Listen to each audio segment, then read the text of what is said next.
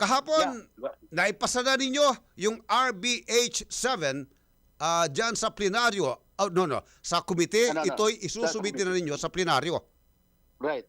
Dahil ito ay natapos sa Committee of the Whole, then report out na to at ang ayon sa ayon sa schedule na alam ko, susubukan talakayin ito on second reading simula sa Lunes at bibigyan yata ito ng 3 araw hanggang Miyerkules, and hopefully by Wednesday it will be approved din by on second reading para bago kami declare ng Lenten break, which will be about mga March 18, 19, 20, ay baka naipasa na to on third reading. Aha. So yun ang schedule na sinusundan. Okay.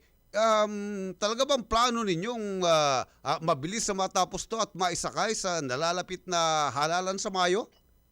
Well, ako naman, pinakiusapan lang ako na maging floor leader ng Committee of the Whole, and I have done my part kahapon. Yeah. So it goes back to sa regular plenary, then it's up to the majority leader yung kanyang schedule, as I've said, ayon do sa alam ko na narinig ko, yun ang magiging ang schedule na the House will try to meet.